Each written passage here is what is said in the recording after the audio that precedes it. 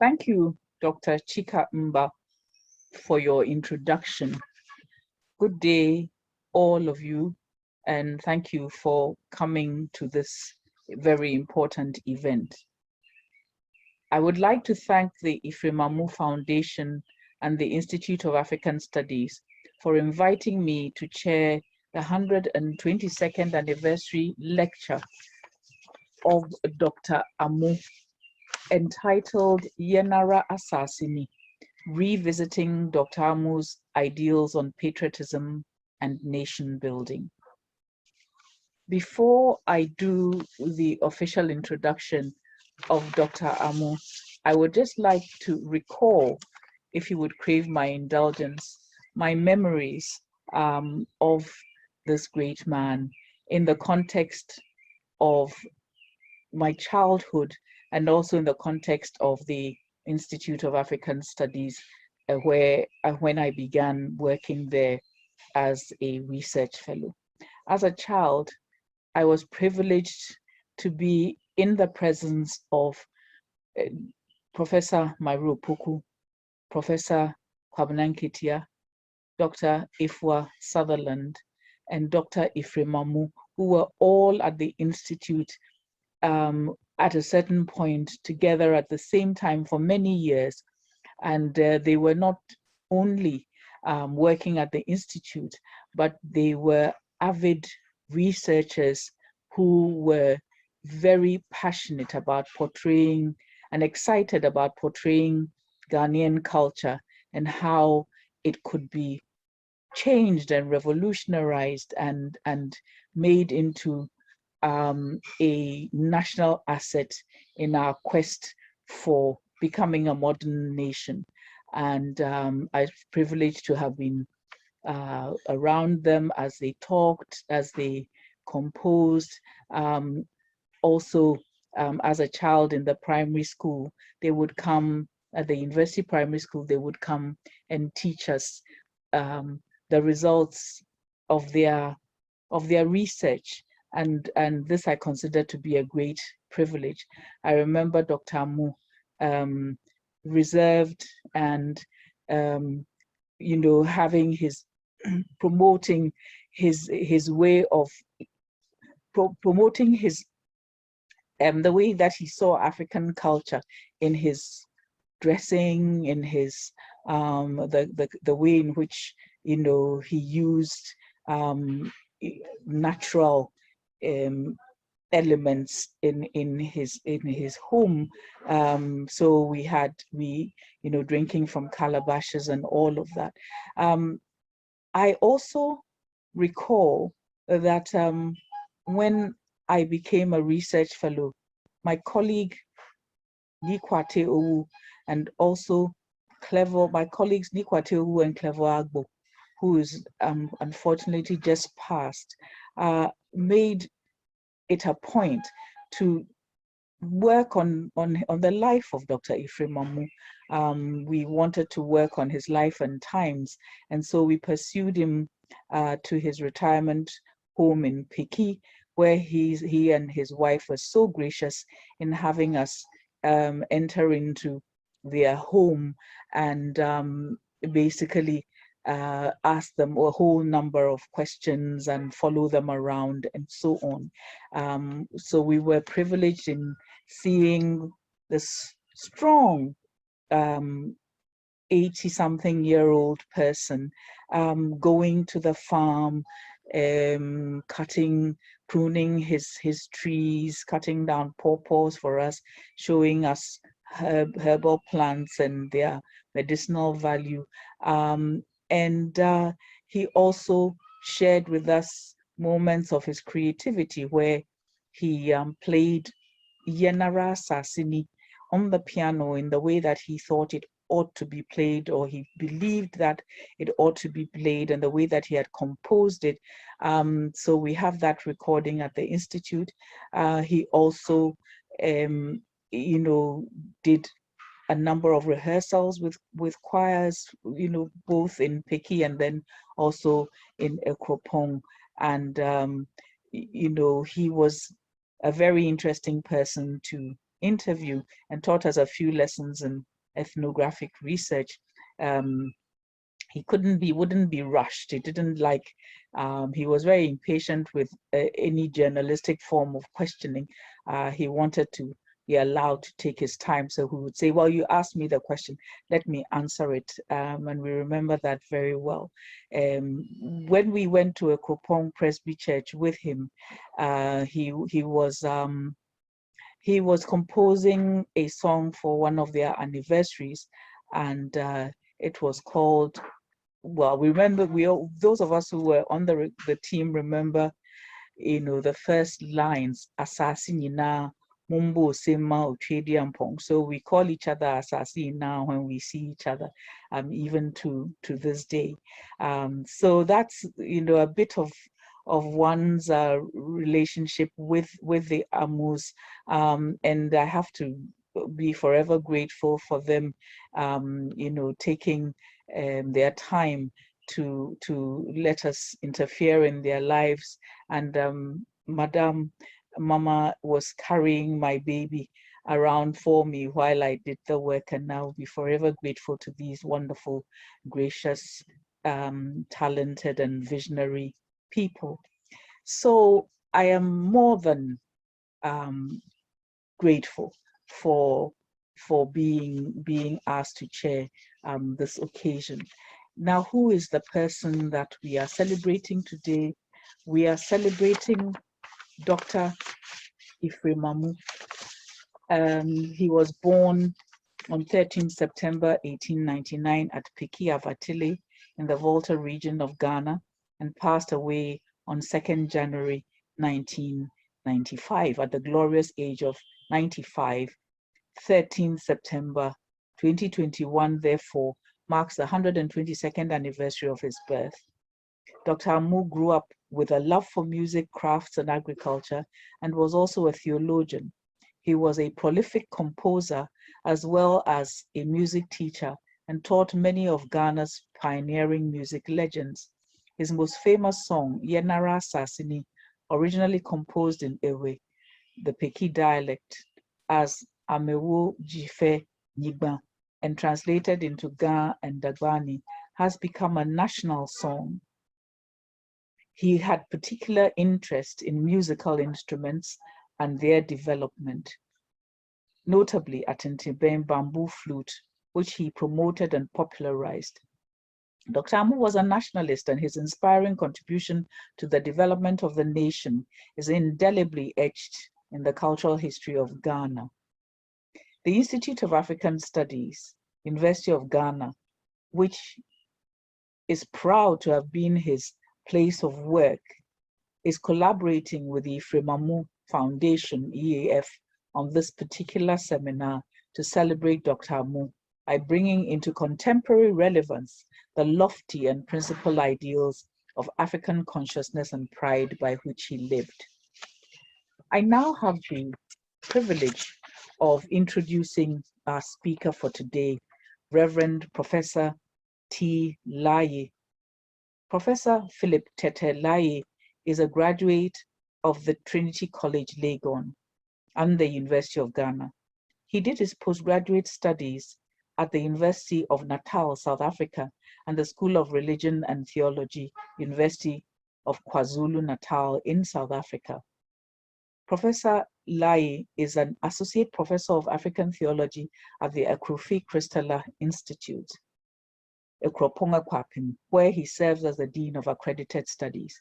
His very active research interests include a rediscovery and reconstruction of Ga cultural heritage and identity, which has led him to a number of publications, such as one in Ga, Yesu Homowo Nuncho, Nikasemo Niko Boni Christophe na Yesu ye Gamea Kusum Femo Keble Mansajiamli.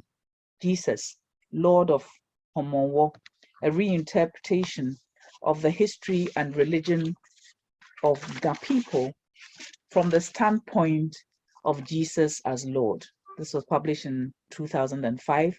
And Towards a Cultural Renaissance, Reminiscences of the life and times of King Takitawiya I, 2019.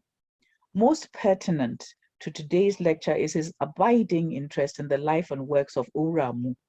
His publications on this giant African music and cultural icon include Ephraim, nationalist, poet, and theologian, 1899 to 1995, published in 2012, with a foreword written by Emeritus Professor Kwabena Nketia, and Patriotism and National Building, Perspectives from the Life and Utterances of Ephraim, 2017. Professor Lai has been working with the Ephraim Foundation in the research, study, and documentation of the Ephraim legacy for nation building. Ladies and gentlemen, it gives me the greatest pleasure to invite Professor Philip T. Lai to take the floor. Professor, you have the floor. Let me take this opportunity to express my gratitude to the Institute of African Studies for inviting me to give this lecture as part of the monthly seminar series, but more importantly, to mark the 122nd birthday anniversary celebration of Tata Amu that fell on Monday, 13 September. I would also like to take this opportunity to thank the Board of Trustees of the Ephraim Foundation for their honor done me by proposing that I give this lecture, and for the support and the encouragement that they've given me up to this point in time.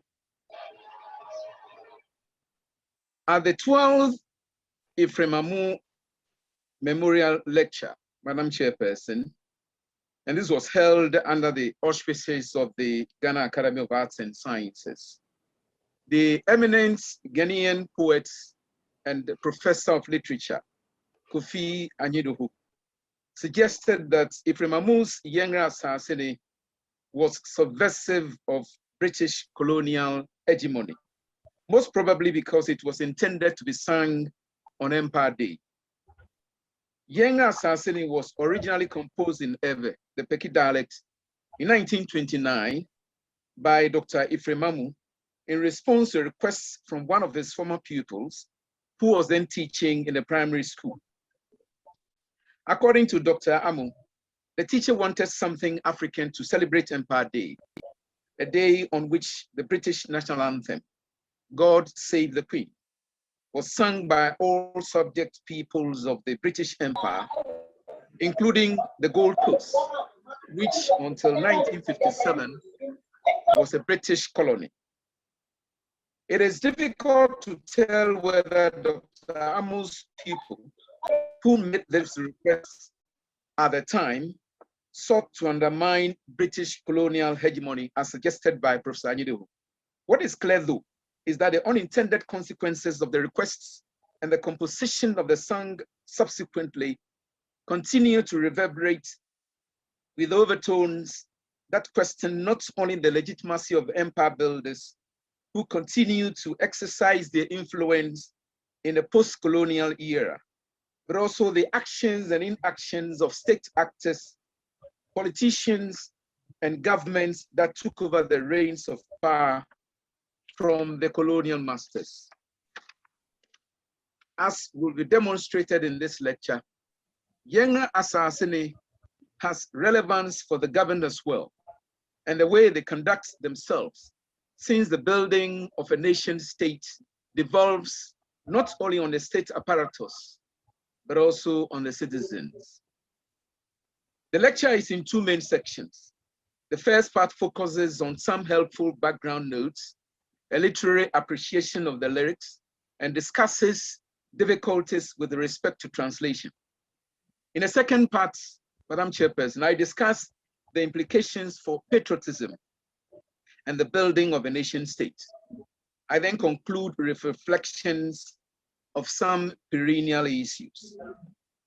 Now, some helpful background notes. As I've already intimated, the original composition of Yengra Asasini was in the Peki dialect of the Ewe language. Apart from the Ewe version and the Twi translation that he did himself, Tata Amu was not comfortable with other translations that came later, as if he knew what was going to happen. Translations into other Ghanaian languages have been problematic. A section of the Ghana translation is a case in point. Whereas in line 6 of the song, Dr. Amu suggests quite clearly that it is the negative lifestyles and values that he describes graphically as in Imdia and Transo in Kutukrani and in Pesamekuminya. That is too much knowledge, cunning, and selfishness have destroyed our land. The Ghana translation renders this positively, differently, in a positive sense. It is knowledge and self-love that are capable of redeeming our land. The negative attitudes Dr. Amu drew attention to are thus lost in the translation. Yengra Asasini probably became popular when the Ghana Broadcasting Corporation decided to use it as the last item for their programs. It is recognized by many as the unofficial national anthem of Ghana. In a letter to Dr. Amu in January 1988, a certain J.E. Ejipon described the song as the Ghana national song.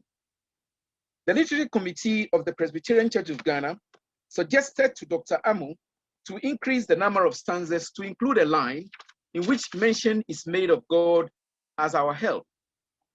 The idea of the committee was to give the song a hymn touch, so as to include it in the new hymn book of the Presbyterian Church of Ghana. Interestingly, an English translation of the song appears in Asempa hymns under the subject entitled Nation and Society. I noticed that in this translation, line 16 has been varied and God mentioned, in contrast to both the Twi version and the original Peki version. Perhaps in the thinking of the compilers, this had to be done to give a Christian flavor to a song cherished by many Ghanaians. According to the designer of Ghana's flag, Theodios Yokun, it was line 3 of Amu's song, Moja na nanagum shui buye, blood did our forefathers shed. It was that inspired her to select the color red as one of the colors of the flag. Now to a linguistic and literary analysis. And let me crave your indulgence, Madam Chairperson, to read the Twi lyrics and a translation of my own. Yengra Asasini, a yabordini maye. Mojana nanagum shui gui, nyadu tu homaye. Edu mini wunsu se, yebeye bi etwasu. In Indian transo nkitikrani, any apesemi kuminya, edi bramudem. Mayeng asasi hundo atum se. Omanu se beye you, Omanu se erinye you. Eyesena hose, Omanfo bra na echre. Inhuman imdie hu jang. Ana adenya kwa. Ni obrachel di esei oman na ebo na hohura. Asomre ni obupa. Yonko yiye di peda.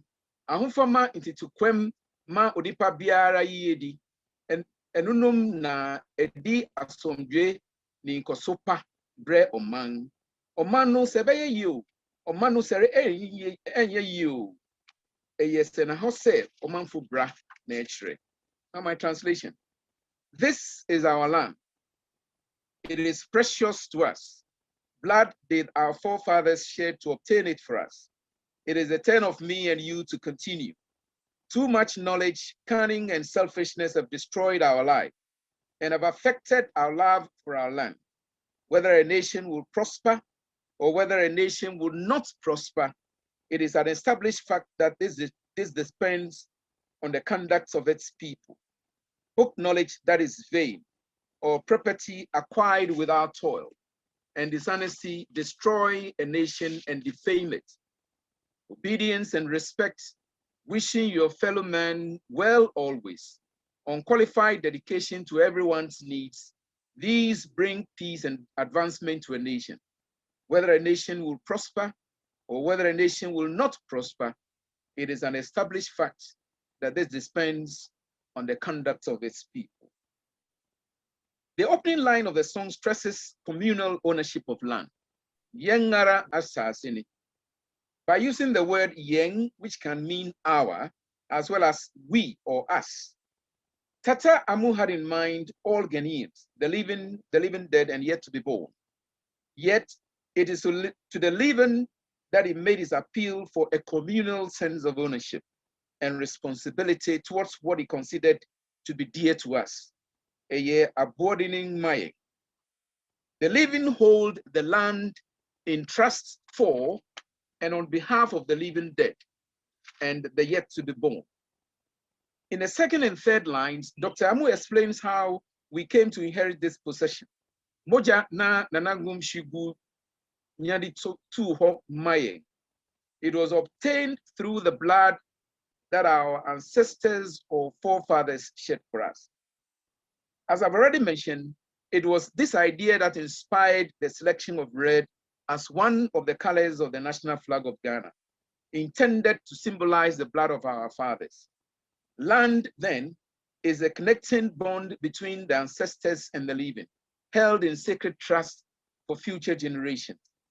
And that is the reason why in Akan society, as in others in Ghana, land cannot be sold or disposed of without the consent of the ancestors. Its name, Asasiya, invoked in prayer, suggests that it is part of the Akan spiritual universe and may therefore not be approached irreverently or without the necessary courtesies. Dr. Amu's opinion that if our forebears have done their part by obtaining the land for us through their blood and toil, it is now our turn to build upon the achievement. He's concerned that instead of adding value to what has already been achieved, we're rather destroying it. In this regard, Dr. Amu identifies in particular 3 negative attitudes in Imdien Transo Ingotokrani and in Pesamikuminya. The phrase in Imdien Transo literally means knowledge that has gone beyond limits to the extremes or in excess. Professor Lawrence Buodi believes that Dr. Amu's words should not be taken literally. He is of the view that in Imdien Transo, by Imdien Transo, Tata Amu means extraordinary claims to knowledge that go beyond natural bounds. Such claims, he believes, are accompanied by arrogance and petty haughtiness. In the first line of the second stanza, Dr. Amu uses another phrase, Ihuma Nimdie Buhu Jan. The explanation of this phrase underscores Professor Buedi's belief that Inimdien Transfer is a claim to knowledge not backed by experience, or that it is so-called empty knowledge. Such knowledge is derived from studying books just for the sake of it, and is commonly referred to as book knowledge or head knowledge. In his philosophy of education elucidated in the song Trini Nsa Nikuma, Dr. Amu indicates that the use of the head is only one of the means by which knowledge is acquired. He therefore had no difficulty with such knowledge. He was, however, concerned about a kind of inhuman India book knowledge he described as Hu Jan. Johannes Christaller defined Hu as vain, worthless, useless and good for nothing.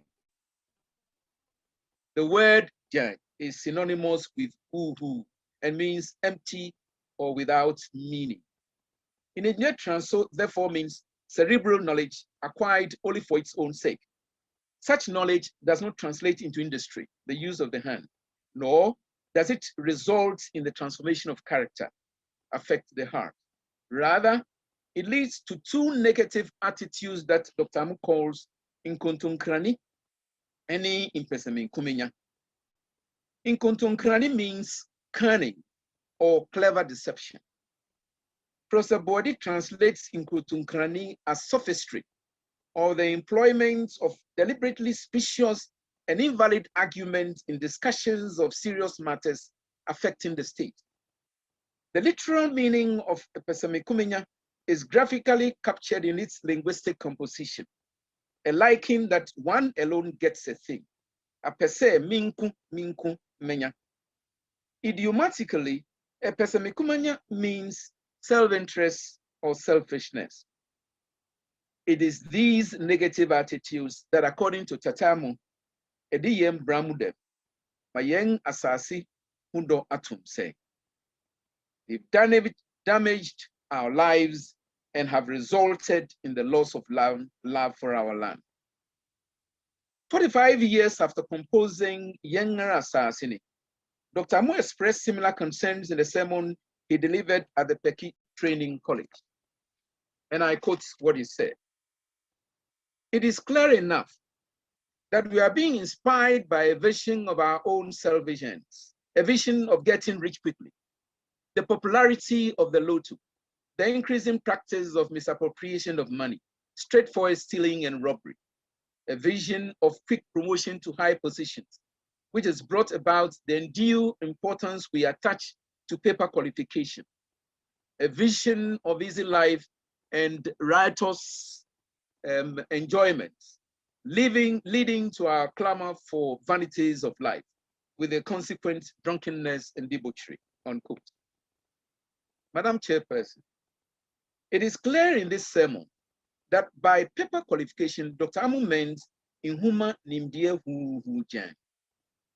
The Friday, 6 October 2006 edition of the Daily Graphic carried a news item to the effect that 26 second-year students at the Kwame Nkrumah University of Science and Technology had been dismissed for entering the university with ducted result slips. Now, prior to this, several students in Ghanaian universities had been withdrawn for similar offenses.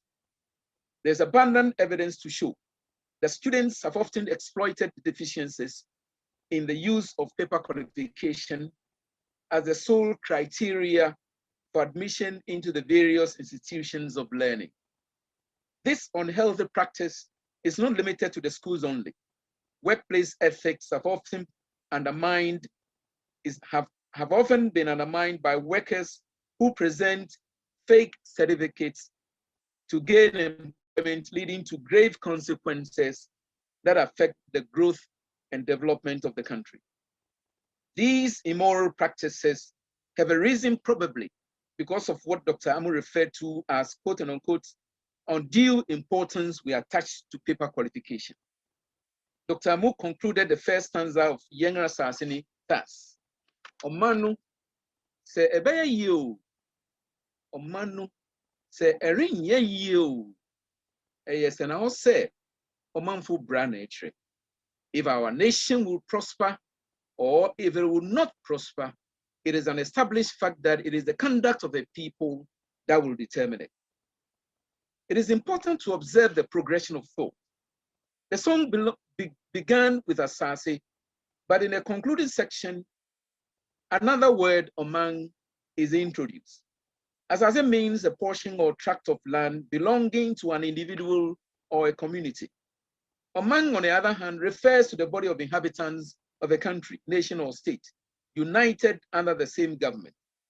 Omang, therefore, connotes not only land, but also the people that inherit the land. The idea also involves intangible realities such as the socio-cultural ties, the religious norms, and the laws and values that unite people and foster a sense of community and belonging. I've argued elsewhere that Dr. Amu was among the foremost citizens of the Gold Coast who grasped the idea of the nation state and worked assiduously towards its realization. The idea is encapsulated in an interview he granted to the media units of the Institute of African Studies of the University of Ghana, Lagos. And I quote what he said. When after 1915, we had to go to the other side of the Volta, that is Abetifi, to trade. And then we mixed with people who were not Evers at all. That began to give me some ideas about other people in this same country. And therefore, mixing with other tribes made us real citizens of the Gold Coast. And we felt that we were members of the Gold Coast, unquote. It is a fact of history that before independence, Gold Coast was a collage of heterogeneous political entities. By referring to other people and other tribes, Dr. Amu was simply intimating the historical, political, linguistic, and ethnic diversities that existed in the early 1920s. At the beginning of the 19th century, the Gold Coast had been divided into 4 territories: the northern states, the Asante Kingdom, the southern states, and the Ever states of Asogli, Anglon, Ho, and Peki, Amu's hometown. In 1890, Everland was divided, with some states, including Peki, coming under British rule, while the rest fell under the control of the Germans. With the defeats of Germany in the First World War, the Ever states under German sovereignty were divided between Britain and France. Thus, by 1921, Ever country was divided into 3 political zones: the Ever section in Togoland under French rule, the Ever section in Togoland under the British, and Ever states of the Gold Coast colony. As a native of Peki, Amu belonged to the Ever states of the Gold Coast colony. He and others were committed to the reunification of all Evers in French Togoland, British Togoland, and the Gold Coast.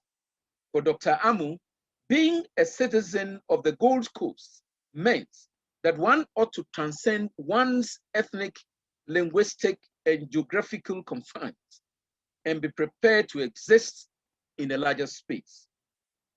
Becoming a real citizen of the Gold Coast for Dr. Amu therefore meant transcending the world that he had known and which he had been nurtured to a larger world. He kept his mother tongue Ewe, but in addition learned Twi, a language that would give him access to the rich traditions and culture of the Akan people and enable him to communicate to a large majority of Ghanaians. By fraternizing with his Akan gang and other neighbors and thereby sharing in their worlds, Dr. Amu's horizon was broadened. As a result, he became richer and his humanity was enlarged to the extent that it could be described by Mr. P.V. Obeng as, quote unquote, the national institution. The Oman, which eventually became the Gold Coast, was a project that Dr. Amu invested in. It is not surprising, therefore, that throughout his entire life, he was concerned about its well-being and its survival. Dr. Amu calls us in this song to continue to foster the idea of unity and build upon the initiatives he and other like-minded citizens embarked upon in the early 1920s, lest we take this for granted. And the reason we should not rest on our oars is because there are lessons to learn from failed states in Africa and the rest of the world. In his epic novel, The Open Sore of a Continent, a personal narrative of the Nigerian crisis, the Nobel laureate, Professor Wole Soyinka, goes to some length to deliberate on the issues. A summary of the book calls attention to some searching and incisive questions that demand attention. And I quote, "In a world tormented by devastation from Bosnia to Rwanda, how do we define Oman a nation? Is it simply a condition of the collective mind, a passive, unquestioned habit of cohabitation? Or is what we think of a nation a rigorous conclusion that derives from history? Is it geography? Or is it a bond that transcends accidents of mountain, river, and valley? How do these varying definitions of nationhood impact the people who live under them? Unquote. If the recent activities of the separatist group in Western Togoland and their call for secession from Ghana is anything to go by, then we need to work harder than before in turning Asase, a mere geographic landmass, into a nation which the bonds of unity are secure and the rights and privileges of all her inhabitants are guaranteed. According to Dr. Amu, whether Oman will prosper or not, Omanfo Branetre is shown by the conduct of the people. It is the manner of life, behavior, or conduct of the people that guarantees the welfare of the nation state. This, for Tatamu, is a sema, literally a fact or a matter that is self-evident. The contracted form of this expression is senao, a word which means precedence or that which has been preserved. Senaho, therefore, means an established or self-evident truth. Dr. Amu's statement say Oman beya senaho se Omanfo bra nature. Whether a nation progresses or not depends on the conduct of its citizens is thus axiomatic. 16 years before Dr. Amu wrote Yenga Asasidi, concern had been expressed regarding destructive elements and lifestyles in the society. In his book entitled Bredu, The Time is at Hand, J.J. Adai identified Obrapa as the first medicine for correcting deviant social behaviors. He writes, and I quote, Missy, Edra Edikain a Esengatashwi ni Obrapa.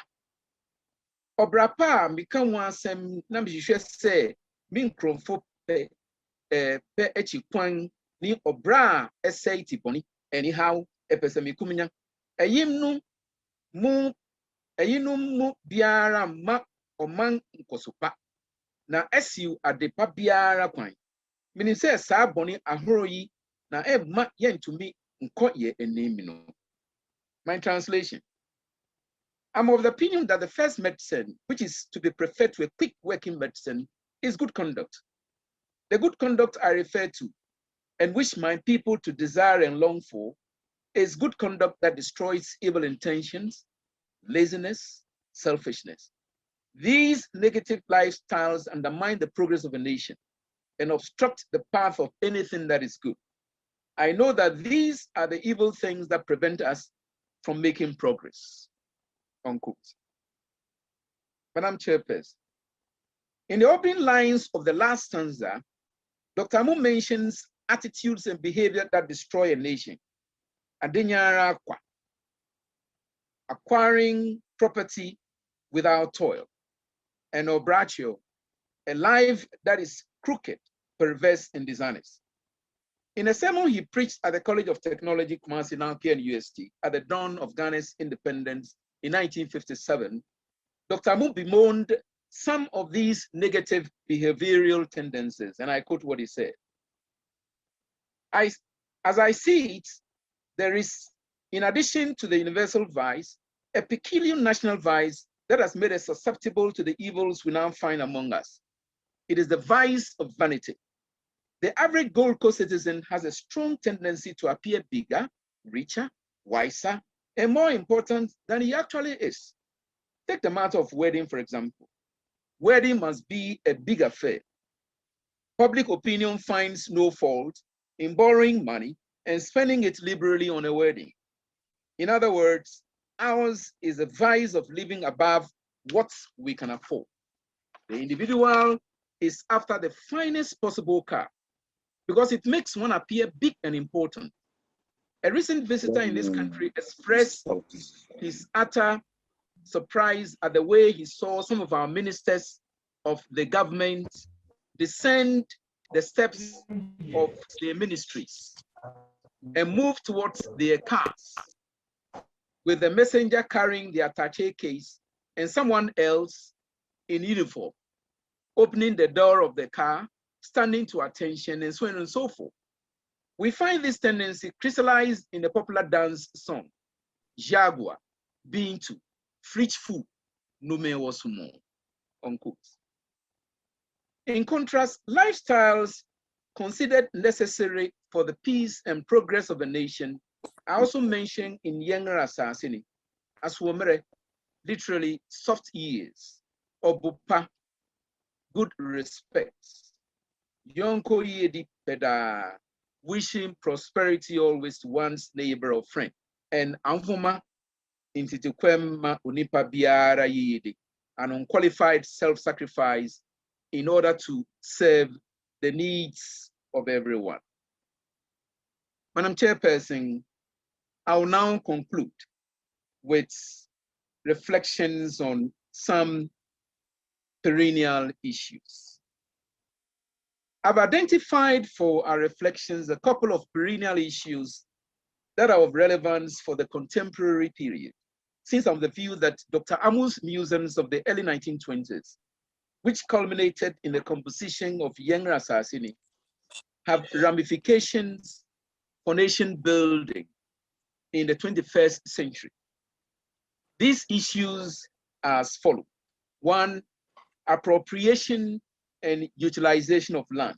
Two, education and character formation. So appropriation and utilization of land. The notion that Asaseya, that the land is a sacred entity, is lost on the present generation. This is palpably manifested in the reverent nature and attitude we've adopted as stewards towards land and related matters. The symbiotic relationship that existed between our ancestors and the land, undergirded by rites and rituals, are no more. Land has become a commodity traded as such, without the props that guaranteed its sanctity in the past. It is not surprising, therefore, that our law courts are inundated with intractable issues involving land ownership, acquisition, and utilization. On the 26th of March 2020, Kamel Rickert, a legal columnist and editor-in-chief of the newsletter of the Judicial Institute for Africa at the University of Cape Town, UCT, articulated this concern in the following words, and I quote, "A recent dispute over the rightful owner of a plot of land in Ghana has led the country's highest court to ask why people who sell the same land to several buyers in fraudulent deals are not prosecuted. The judges also expressed their shock at the state of Ghana's records, from which it is often impossible to tell the rightful owners of plots of land," unquote. Madam Chairperson, to bring sanity into what now appears to be a chaotic situation, government recently passed a new law, the Land Act of 2019. The objective, as stated in the act, is to revise and consolidate the laws on land, with a view to harmonizing those laws to ensure sustainable land administration and management, effective land tenure, and to provide for related matters. The vigilantism, lawlessness, and brutalities associated with the activities of those ignobly referred to as land guards are here perhaps to stay. The state machinery and institutions mandated to deal with these blatant infractions of the law appear to be impotent. The most serious of these acts of desacralization, in my view, is the willful destruction of the land by illegal gold miners, supported and financed by foreign collaborators, with the active connivance of traditional leaders, politicians, and highly placed, well-connected individuals in the upper echelons of our society. We look on helplessly while our freshwater bodies are polluted with careless abandon, and the soil and vegetation that support our livelihood are destroyed in exchange of a commodity, although not edible, is rated as precious. We need a redefinition and reorientation of our value system to deal with this perverted notion that privileges a metallic substance over the land that produces it in the first place. The inordinate search for gold has become the bane of our Ghanaian society and our march to national progress. And if indeed, as asserted by Dr. Amu, that land and not gold is the precious commodity, bequeathed to us through the blood and toil of our forefathers, then it devolves on us to hold it in trust for posterity. Now, education and character formation. The motto of Prempeh College reads, Subangani Nimdie. It is instructive that in formulating the philosophy and ideals upon which the school should be grounded, the founding fathers and mothers decided that Subang, that is character, must precede Nimdie, knowledge. I've been informed that in the past, students in some of our mission schools like Prempeh College were made to repeat a class, not because they were academically inept, but because they did not have character. It was possible in those days for a student to top a class and yet repeat that class. The sheer pursuit of knowledge for its own sake, devoid of character formation, is a recipe for disaster.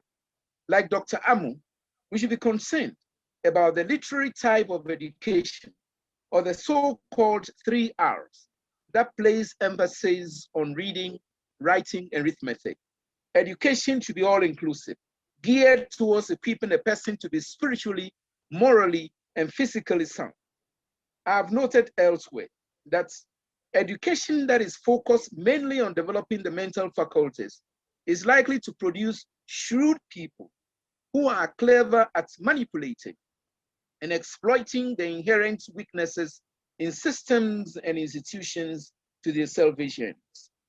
Alternatively, a policy that has found moral content and appeal is likely to produce persons with honesty and integrity. Sound education then becomes a critical index in measuring the growth and development of a nation. The 3 arms of government, the executive, the legislature, and the judiciary, have a crucial role to play in this moral reawakening. Equally important is the role of the media as the 4th estate of the realm to properly communicate and educate the citizenry on their role, rights, and responsibilities. The religious bodies, which were once vanguards of formal education, should reassert themselves and partner the state institutions in giving quality education. Thank you very much for your attention.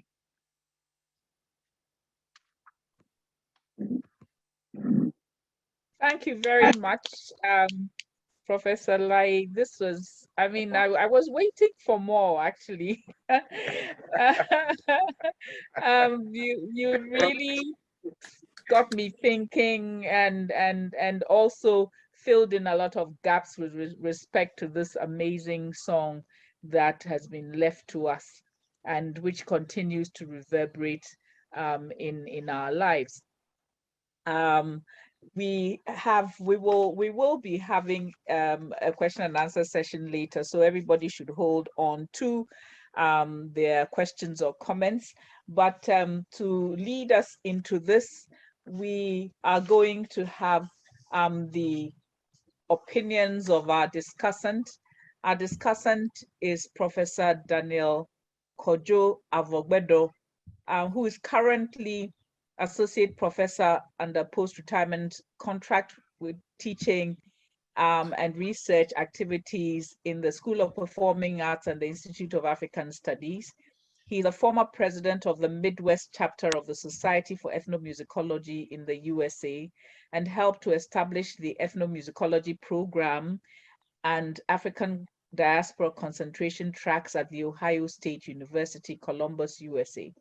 He's currently regional representative of the International Council for Traditional Music and also the chair of the Jaapkunst Prize Committee of the Society for Ethnomusicology. Professor Avogbedo's previous research grants include the H.F. Guggenheim Vinagren Lilly Endowment, the University of Ghana, and the National Endowment for the Humanities. Current researches include visualizing music, musicalizing the visual, study of 5 contemporary Ghanaian visual artists, urban social dynamics, soundscapes, and challenges of performing ethnicity, the case of the Anglo Ewe, localizing performance cultures in contemporary Ghana, contributions of Alliance Française. I don't even dare to go into the number and range of Professor Avogbedo's publications in so many very, very highly rated international journals. And I have the privilege of listening to him every week in the second semester as we work on the area of performance. I'm sure that his comments are going to be extremely thought-provoking. So may I now invite Professor Avogbedo to make his comments. Thank you very much, Professor Sutherland. Can everyone hear me? Yes. Yes, we can. Yes, we can hear you. Yeah. Hello, fellow audience. It is my pleasure to share with you some very brief personal reflections, which I embedded with some suggestions and sources that will complement and thus encourage deeper or extended appreciation of Professor Lai's lecture. For example, there is a BBC website where you can rehear a 1993 live oral interview with Amu. The GBC archives also hold some audio footages where you can experience the physical. I'm sorry, the screen sharing is popping again. It's back, but please go ahead. We can see you in. But I need my screen. Oh, I see. Okay. I need my screen. Yeah, back.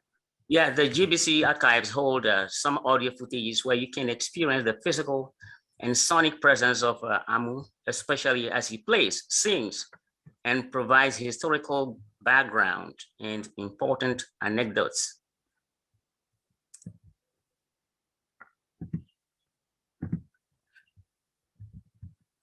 Surely,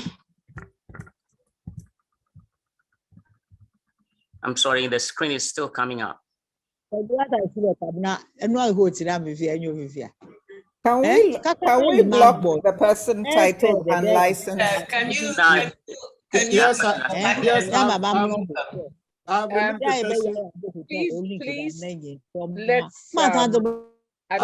chair. Please mute your microphones. Chika, just mute everybody. Mute. Chika, mute everybody. Yeah. Esther, please.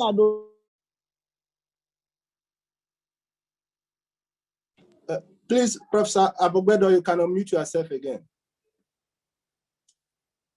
I have removed the unlicensed room from the meeting.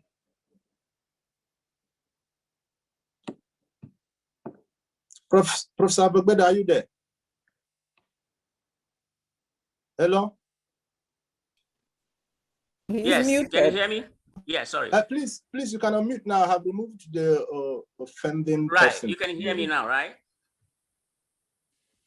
Great. So I'm talking about the resources. GBC archives also hold some audio footages where you can experience the physical and sonic presence of Amu, especially as he plays, sings, and provides historical background and important anecdotes. Surely, Amu is his own interpreter, and he will remain so beyond the grave. Can you hear me? So? Yes, Prof. Yes, Prof. We can hear you. Great. Yeah, we also have individual scholars and archivists such as Professor Gau, who has written much on Amu, including a very significant personal interview with Amu in Peki. We should also remember an important ongoing project devoted to the compilation and editing with critical notes of Amu's Opera Omnia. And that is all of his compositions in one place. And in this case, I acknowledge Professor Gau. Is he in the audience? You can wave to us. Are you there, Professor Gau? I'm here, yes. Thank you very much. And is Felicia Sanwell there in the audience? I am. Yeah, thank you. So Felicia is the one working on the new project right now, Amu's works. Okay. Now I mentioned these sources and resources mainly because they seek to get very close to, or at least approximate Amu as an embodiment and significant repository of knowledge, wisdom, and as an example par excellence of what we now describe as intangible and intangible cultural heritage. In fact, as exemplified in Professor Lai's hermeneutic phenomenological readings of Amu, but situated in relevant colonial and post-colonial histories, Amu's lifetime advocacy for unity among all peoples go far beyond what is suggested or recorded in his song text. For example, it would be very appropriate to emulate examples from Korea and Japan, and that is to identify and recognize certain individuals as human cultural assets, or what is properly known as living national treasures. In this case, I point to Misonu, who sums up all the grandeur, labor, and long-term investment in pursuing our national or collective goals of national unity. Now, when I say Misonu, it's the name and the person all in one. Misonu is a living testament, a living mortal immortalized through the single but all-time enduring stroke of naming. Naming appellations are integral to that class of act and behavior in arrangements we call performance. And performances possess indelible intersensory and deeply affective dimensions that render them unique aspects of our culture and our ways of being in the world. They touch our hearts and nerves. Misonu may resound with sonic aberrations in the ears of some cultural outsiders. But for Amu and Misonu, this is a work fixed in time and place, a work that spells and performs unity. And like most performance events, they endure beyond the corporeal. Is Misonu in the audience? No. Okay, so by now you have a good understanding of the name, Misonu, the ever word.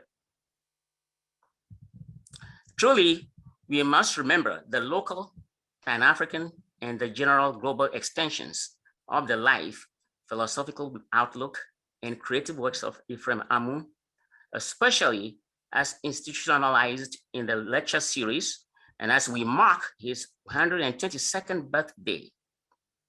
Professor Lai has already articulated in multiple contexts and publications the really all-embracing and enduring visions of Amu. For example, it is important to identify and consult Professor Lai's publications for a more meaningful appreciation of the scope of his sustained research and public presentations. I personally monitor and actually record his guest lectures in the Ghana community, especially where he draws and affirms the direct and indirect connection between indigenous festivals and ritual traditions and those of the Judeo-Christian heritage. His lecture today, focusing on Yenara Assassini, can be further explored, for example, in chapter 6 of his book titled Ephraim Amu, Nationalist Poet and Theologian. And here's a copy here. I'm not sure if you can see it. We can. Thank you. So the general relevance of Professor Lai's critical analysis and appreciation of Amu is signified in many other independent sources, such as the contents of the 2004 6th Ephraim Amu Memorial Lecture presented by Professor Lawrence Body. So I'm going to quote briefly from Professor Body. According to him, and I quote, I would like to thank Reverend Lai for introducing me to Dr. Amu's poetry and for so selflessly making available to me his own comments on the songs, end quote. Professor Body continues and says, Reverend Lai had been studying the language of these songs from the point of view of theology, but not as literature. I read them and enjoyed some of them so much that I am now convinced that Dr. Amu's understanding and use of the Akan language deserves literary comment. Hence the title of my lecture, The Poetry of Amu. And here is the published version of that lecture.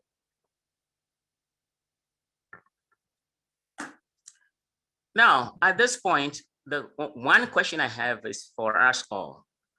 With Professor Lai's lecture just delivered, I wonder how many of you are able to uphold Professor Body's conclusion that Reverend Lai had been studying the language of these songs from the point of view of theology, but not as literature.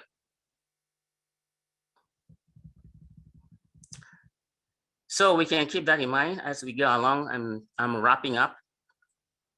There are several issues raised by Honorable Speaker, Reverend Professor Lai, and some of them engage issues we are currently dealing with, such as decolonizing languages, campus practices such as plagiarism and academic dishonesty, and at length, issues of polygamy, cohabitation to some extent. So I personally would like to turn these points, issues, from the realm of morality and ethics, and then reading them along the arguments, some of our Ghanaian philosophers, theologians, such as the late John Poby, Professor Kwasi Wiredu, Professor Jeche, and for some of them, especially Kwasi Wiredu, the idea of languages, retranslating our language in different our text, our thoughts into many local languages is a way of freeing ourselves from the bondage in the colonial past. But there are also critics of those methods. And for you who are not familiar with Kwasi Wiredu, for example, his collection called Conceptual Decolonization in African Philosophy, 4 essays. That's where he corroborated the idea of making use of our indigenous languages in a more constructive way. Ideas which parallel those of Ngungi Wationgo, you're all familiar with. But again, we need a deeper and more critical reading of these ideas. And the recent critiques of Wiredu's idea of conceptual decolonization will be very fruitful. And those sources are there to help us.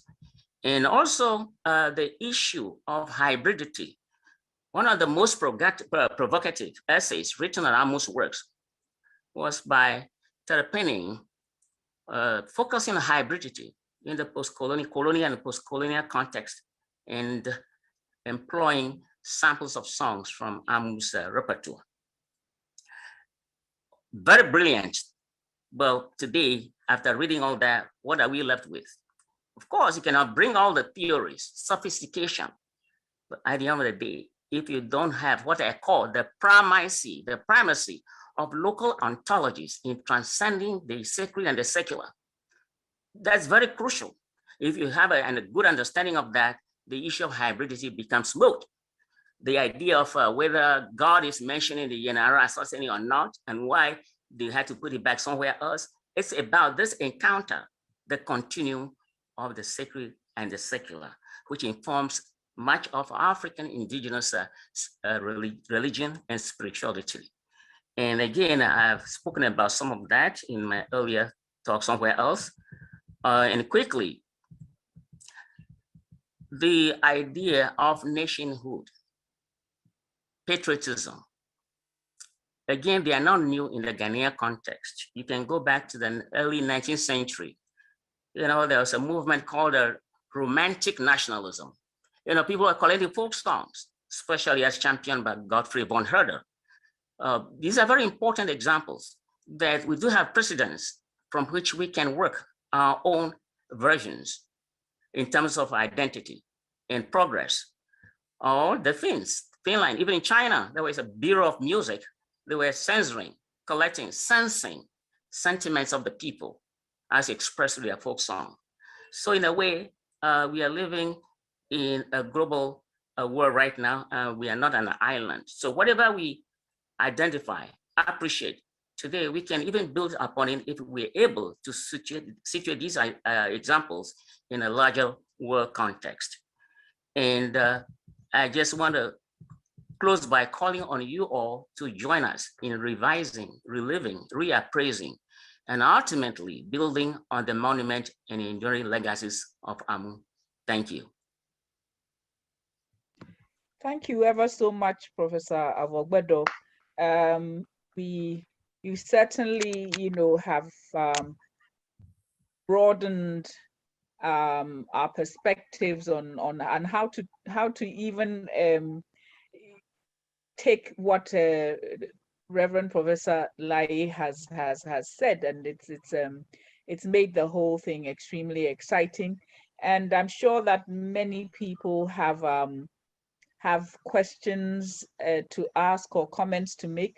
But before we go there, Prof. Avogbedo, before you go off, people are asking where they can buy the books. Can you say something about Which that? book? I mean, both of them.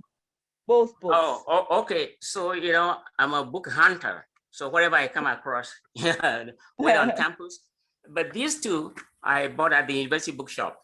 Okay. Thank you Yes. ever so much. Thank you very much. Thank Okay. you. Sure. All right. So the floor is open. We'll take as many questions as we can.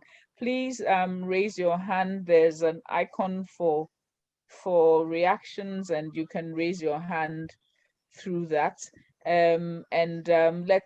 Let's get going on a conversation. The floor is open. Chika, do you see the hands? No, there are no hands just yet. There are no hands just yet. Okay. All right. Yes, Mr. Wellington, please.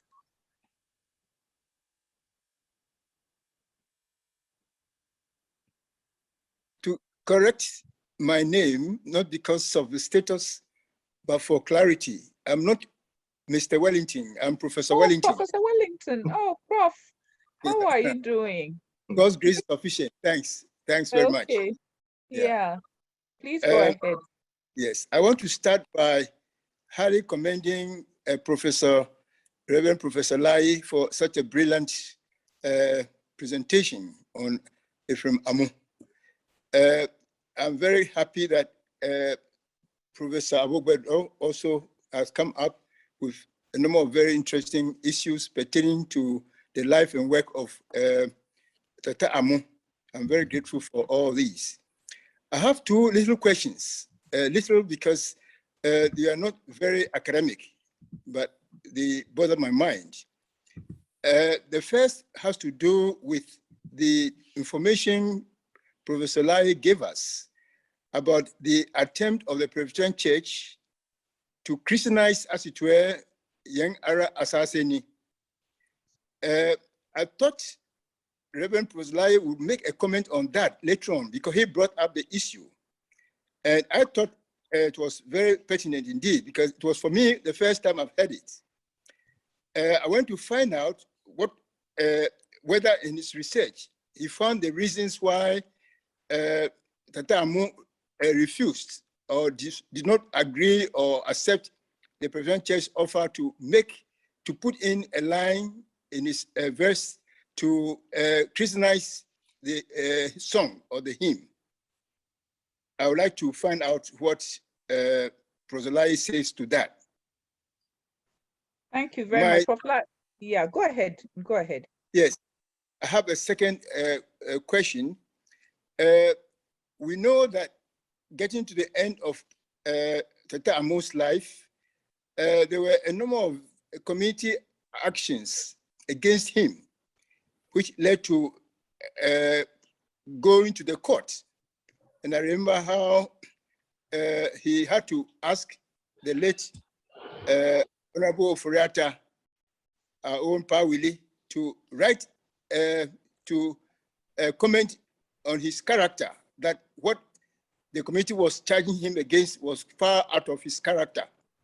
I'm wondering why Tata Amu's life should end in that way, after such brilliant life of selflessness and great sense of patriotism and nationalism, to be subject to a local political action which almost defamed him. So I want to find out whether Reverend Professor Lai or Professor Bogbedo has something to say to that, to give a further explanation, because up to now it has been bothering my mind why it should have been so. On the chairperson, the last question has to do the meaning of the name of Professor Awogbedo. He explained the meaning of Misunu, which was very brilliant. I think it was very good. I'm wondering what is the meaning of his name. Thank you very much. Okay, thank you very much. Professor Lai, can we take one more, please? And then you can come in and answer. Osei Dakun, please take the floor. Okay, thank you, Madam Speaker. I wish to thank the Professor Lai, for the presentation, but I would like him to explain something further. Is he saying that the original Young Ara Assassini was written in Ewe, and the translation was made into the Akan language? And in translating, the line 6, which is Nimdia Traso, Nkontonkrachi, ni apeseme nkuminya, edi ebra mudem, ama yen asase ho do atum se.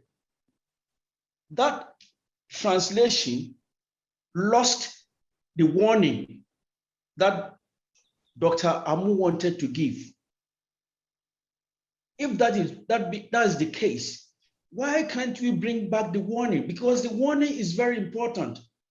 If not, we are singing, affirming that we are people who are Nkotonkrachi, we are people who are Apesemin Kumenya, and we are people who have lost Asase Hondo, which I think is different from warning. Warning is different from affirming that you are that person. And if that is the case, with the prof who can help in putting the right thing there, what the warning, how can it be put there if that was what originally was the case? Thank you.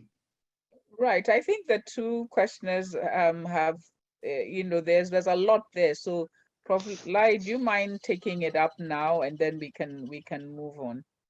Yes, Prof. Thank you very much. Maybe I can start from the last question. Yes, the original composition was in the Peki dialect. It was in Ewe. It was not in Twi. It was later on that Tata did the translation himself. I mean, the Twi translation has somewhat overshadowed, what was originally the composition. I can see from the chat box that somebody is asking that one, to be sung, to be rendered. So that is the true facts of history. That was composed in 1929, as I pointed it out in my lecture, and then he did the translation. Those are the only ones he did. The other translations, he was not interested. I mean, he took exception to that. Professor Sunderland had told us about the media units of the Institute of African Studies that Tata gave an interview to, about a 3-hour interview, and I got a copy of that tape. So right on that tape, you will hear him complaining about those translations. Yes, I agree with you, and the lyrics are lost to us. There's so much in it. The language itself is lost to us. Modern day generation, we're not used to Nkutu Krani, Pesami Kumenya, not many young people are used to that language. So the language is lost to us. And we seem to get along very much with the the rhythm and then the tunes. But I think I agree with you. There's need to once a while dig into the lyrics and then find the message exactly that he's actually presenting to the nation. And Professor Wellington's concern about the letter from the leadership committee of the Presidential Church of Ghana. I actually saw that letter. Tata used to keep all letters that were sent to him. It would have been very lovely for me to see his response. His response will be with the church. But you know, with our record keeping, the old man kept all his correspondence. So it was on that letter that I saw. I would have loved it, you know, if I had seen his response to the church, what he actually said. I can only speculate what he may have said, but I don't really know what he said. There was also what is Prof. Wellington's question? I lost track of one of it. I think that the translation, sorry, the hymn touch thing is what Prof. Wellington actually dwelt on. There was something else that he said that I had actually forgotten.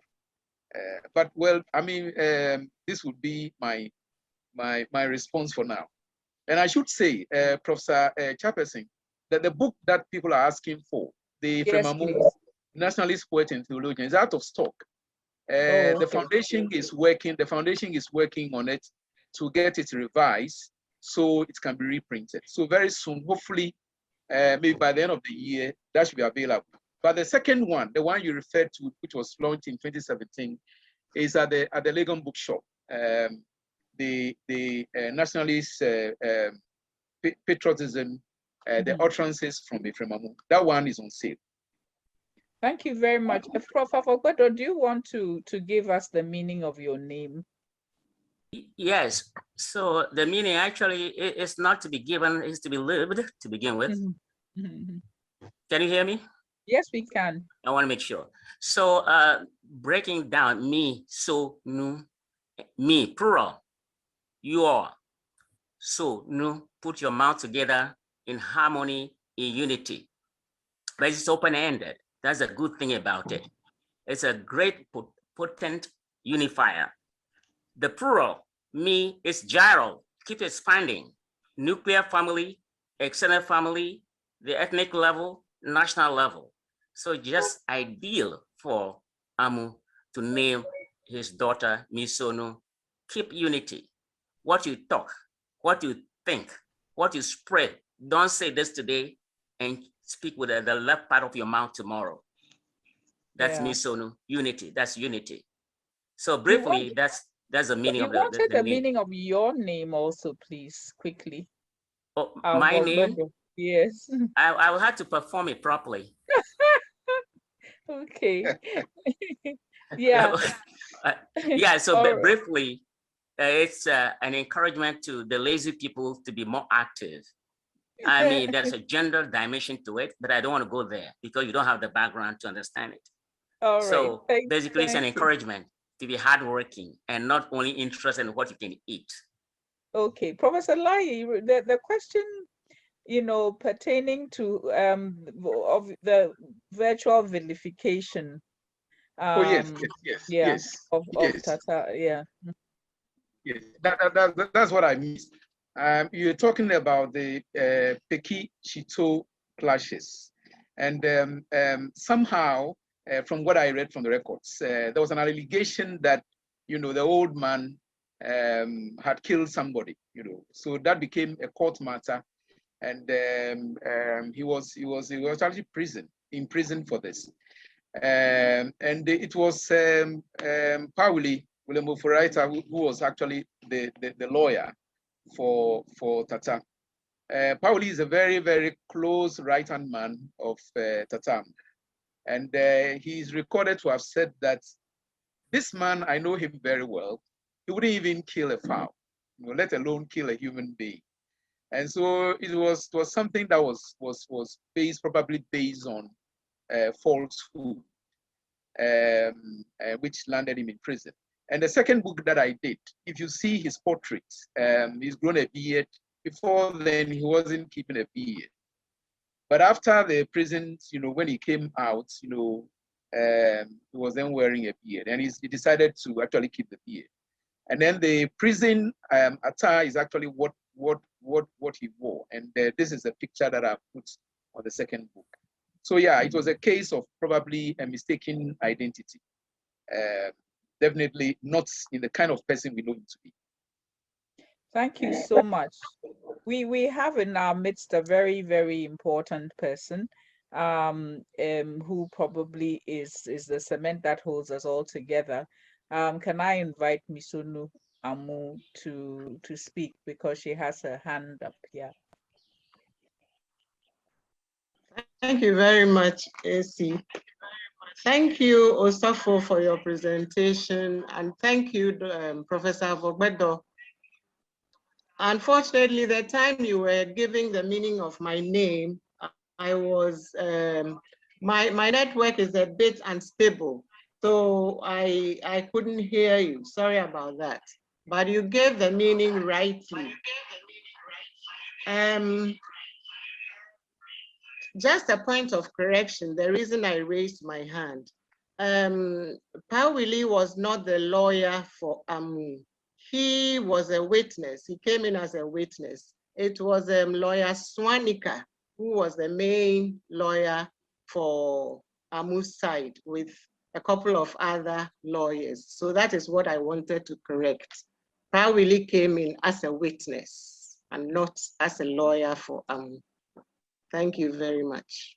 Thank you so much. Are there any? I saw a Paulina Ade. Is she off now? Yes. Yes, I had my hand up. Yes, please. Yes, thank you very much. Mine was just a simple one. I wanted to find out, because this session has been so full of insights, and if there'll be an opportunity for the youth to also benefit, because I think it will go a long way for character transformation. And I think we should pay attention to the youth. They are very many, and we could reach out to them with such important messages, and even the in-depths that have been shared. Thank you very much. Thank you. Do we have any other comments or questions? No? Okay. Sorry? Is there somebody saying something? I have one. Okay. Professor Doe, yes. Thank you. I believe after Dr. Misonu Amu has spoken, we all have a better sense of the correct pronunciation of the name of our icon. We need to educate the public as to how Amu must be pronounced.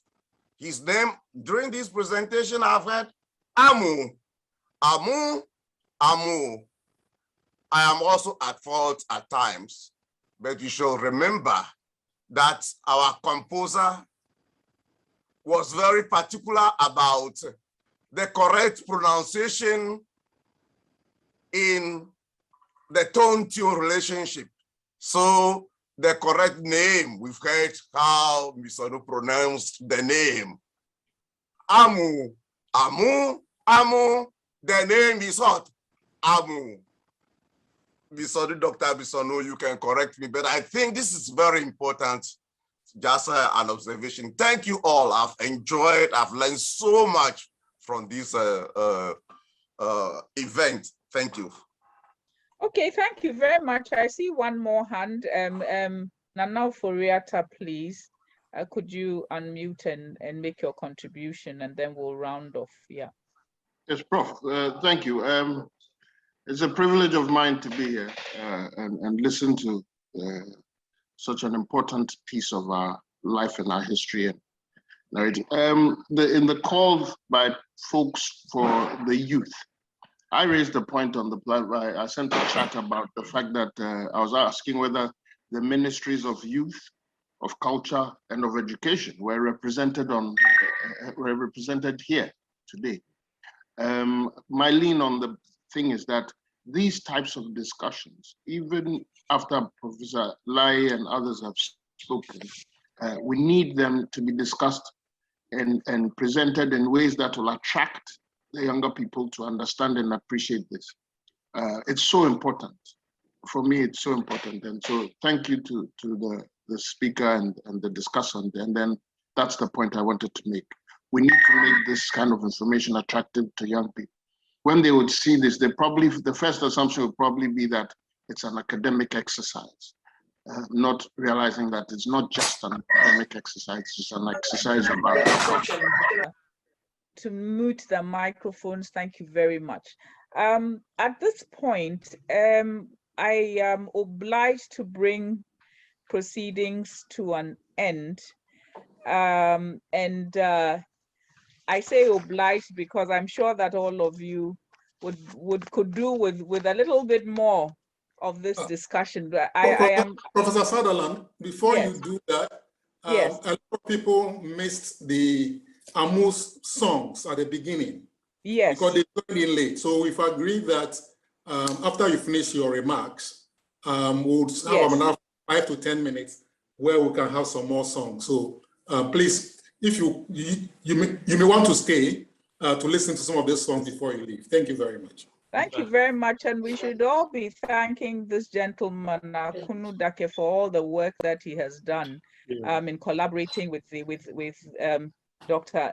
Mba and the Institute in bringing this event to us.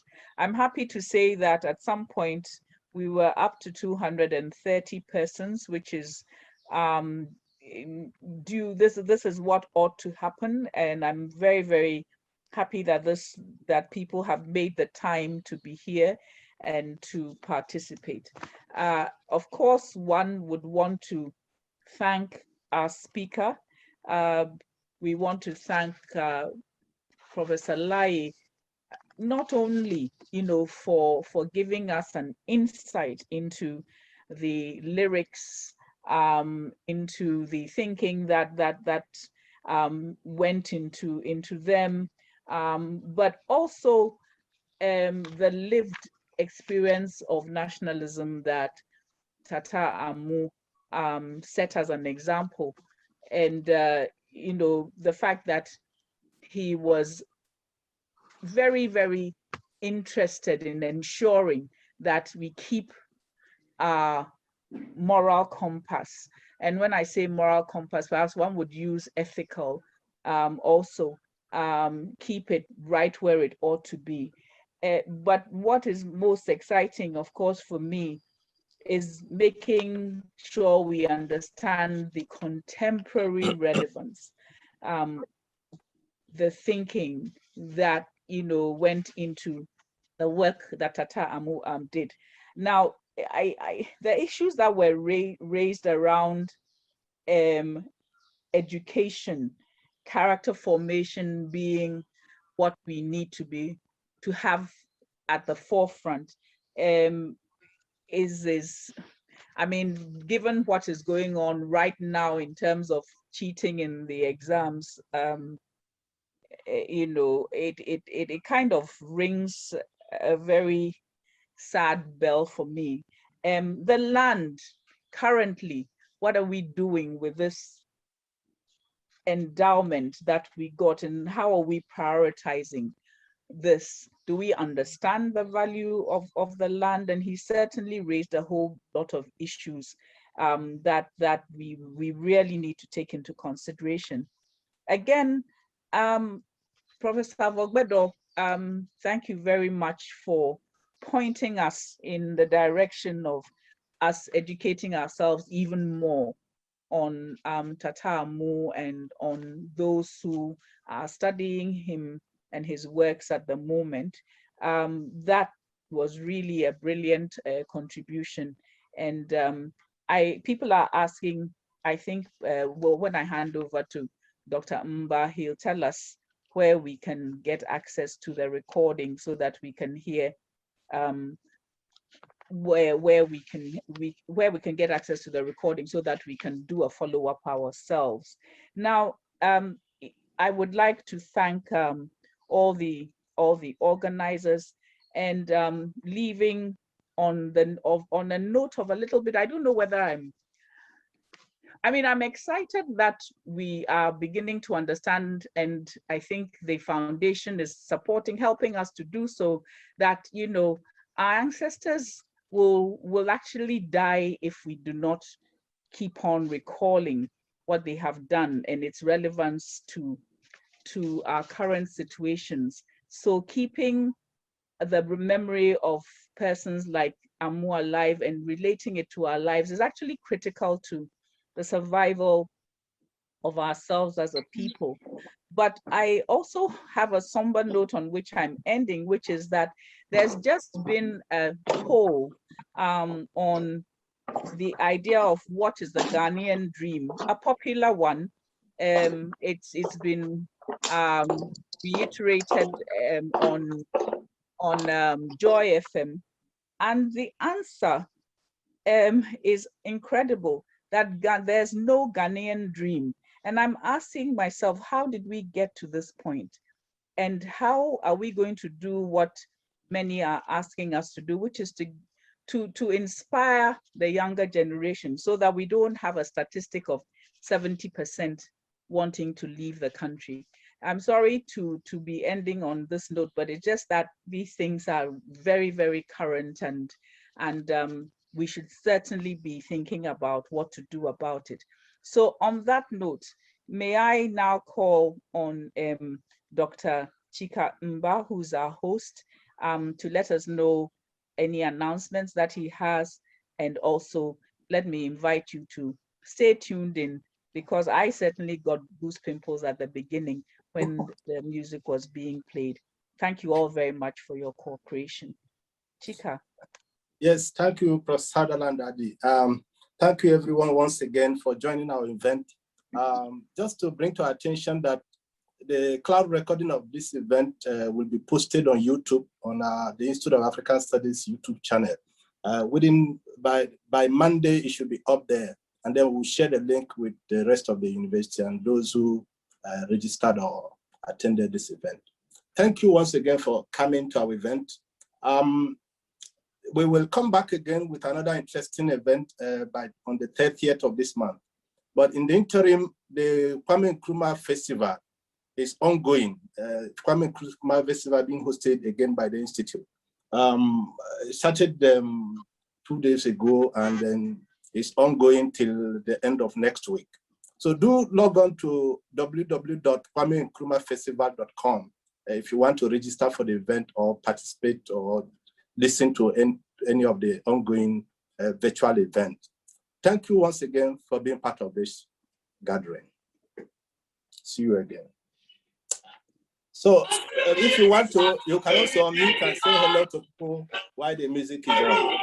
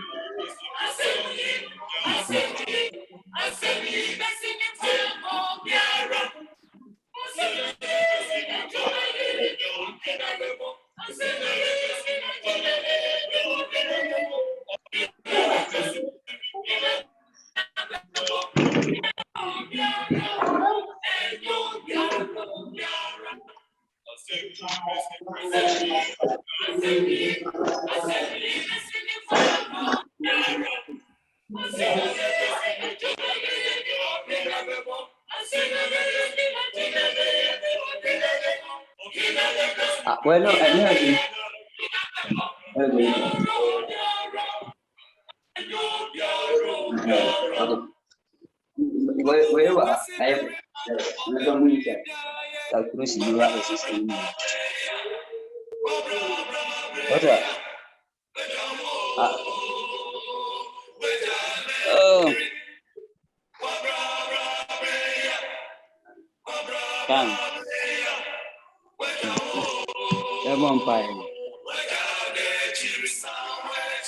Welcome back.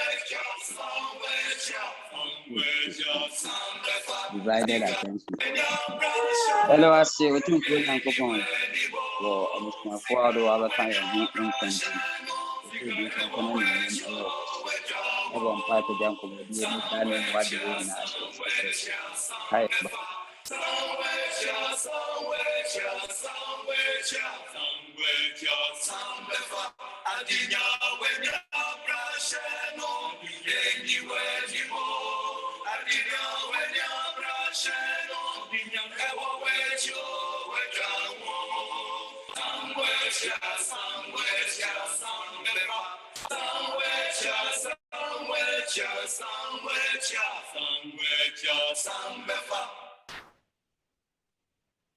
Akufu kwesi beri ma opebiri biaye. Wabra bra breya. Wabra bra breya. Weja wo. Weja de chiri. Wabra bra breya. Wabra bra breya. Weja wo. Weja de chiri somewhere somewhere Nibia when ya brashano, anywhere anymore. Nibia when ya brashano, ewa wecho wejawo. Somewhere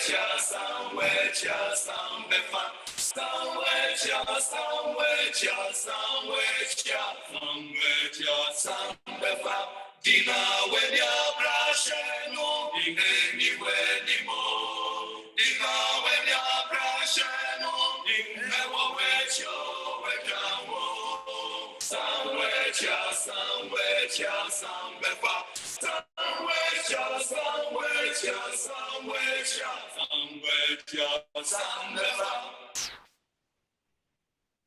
Akufu kwesi beri ma opebri biaye. Wabra bra breya. Wabra bra breya. Wejawo. Weja de chiri. Wabra bra breya. Wabra bra breya. Wejawo. Weja de chiri somewhere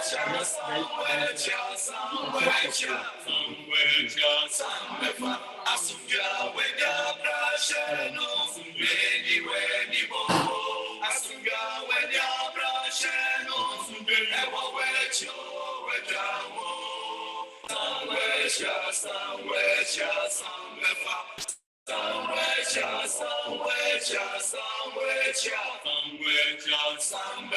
Amutwa when ya brashano, anywhere anymore. Amutwa when ya brashano, ewa wecho wejawo.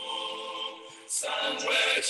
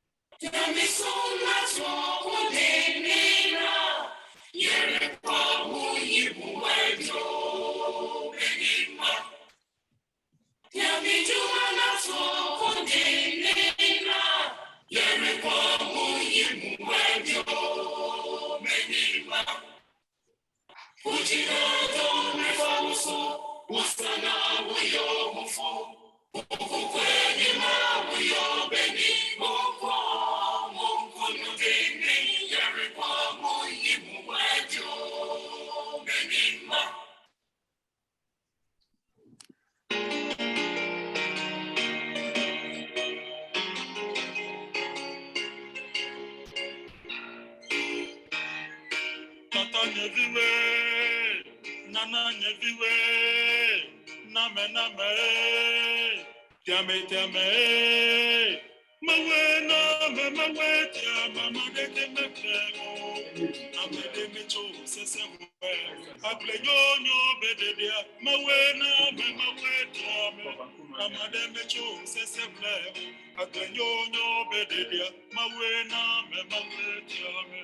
Amade mecho sese we, enukunyo behoti mawe tiame.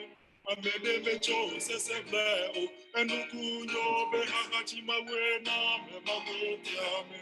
Amede mecho sese we, tata nyeviwe, nana nyeviwe, name, tiame. Mawe tiama medeke mekle, amede mecho sese we, asinyonyo bechacha, mawe tiame, amede mecho sese we, asinyonyo bechacha, mawe tiame, amede mecho sese we, ehutrinyo bekokoti mawe tiame. Amede mecho sese fleo, ehutrinyo bekokoti mawe tiame. Amede mecho sese fleo. Right. Tata nyeviwe, nana nyeviwe, name, tiame. Mawe tiame, amede mekleo. Amede mecho sese fleo. Asinyonyo bededea, mawe tiame. Amede mecho sese fleo. Asinyonyo bededea, mawe tiame. Amede mecho sese fleo. Achinyonyo bedede mawe tiame. Amade mecho sese fleo. Achinyonyo bedede mawe tiame. Amede mecho sese fleo. Tata nyeviwe, nana nyeviwe, name, tiame. Mawe tiama medeke mepleo, amade mecho sese weo, evinyonyo bejijia, mawe tiame, amede mecho sese weo, evinyonyo bejijia, mawe tiame. Amede mecho sese we, agbenyonyo benono mawe tiame. Amede mecho sese we, agbenyonyo benono mawe tiame. Amede mecho sese we Lord.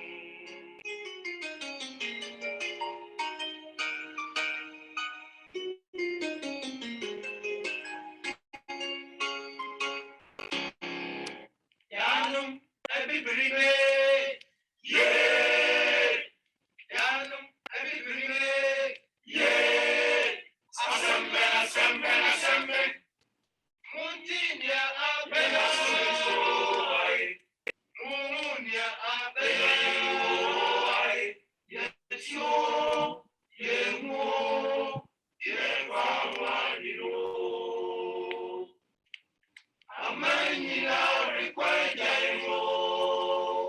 Amanyina rekwajemo. Yesu yemaba yebekomyo. Yesu amunyansa yebemyo. Yanum ebibirime. Yeah. Yanum ebibirime. Yeah. Munyirumu.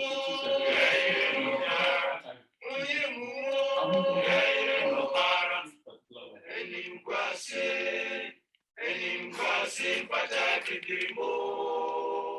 Yariya unende na marikwaya from you. Everybody,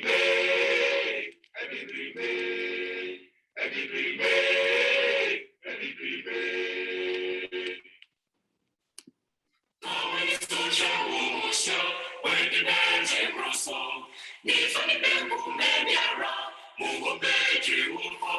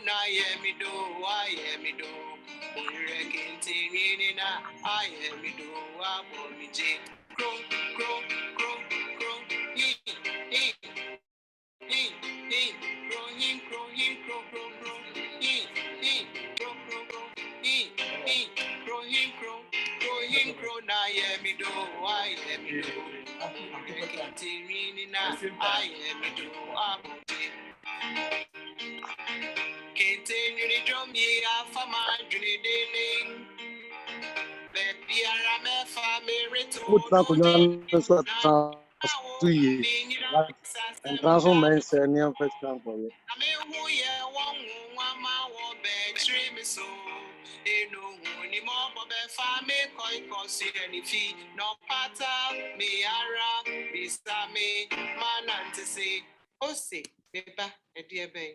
Missy, awo, mi osreni a mifia kropon osren kununi numu. Na ma te se ne aboyre kuro ye jedin wo kentenwini mu. Nti woja ye nkwan yi, ma ba se mehwe ne amete no. Mi nya midu kuro mu ho pe. Ofi a edikan a midu hu mu no, mete. Na mi ko hu se opanyin Kwame Onimade yori nwini kente eja. Kwame Onimade yoni kente dinga mi nya me boy pe. Na dwom no de ne ho abehye no. Kro he kro him kro he kro him kro na ye mi do I am do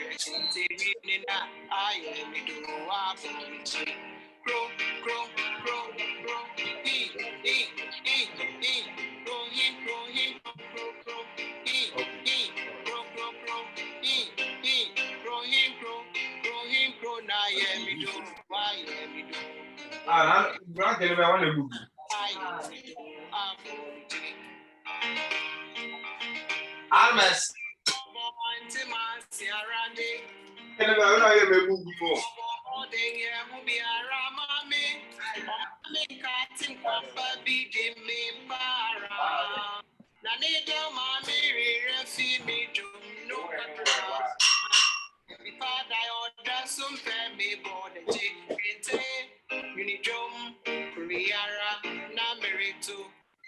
Eno huni moboni nifi pamfu nyina nyang bai. Bejina midanga midemu anu. Ritie mi jomuno. Na muara muni manejo jom ne nede. E ko won swara ye. Ma mi je amabonu sang wombi. Na se mi fre jom no a. Na wonyine jesu. Kro kro kro. He. Kro him kro kro kro. He. Kro kro. He. Kro him kro na ye mi do. Why ye mi do. Interior na I ye mi do. Amo. Kro. He. Kro kro. He.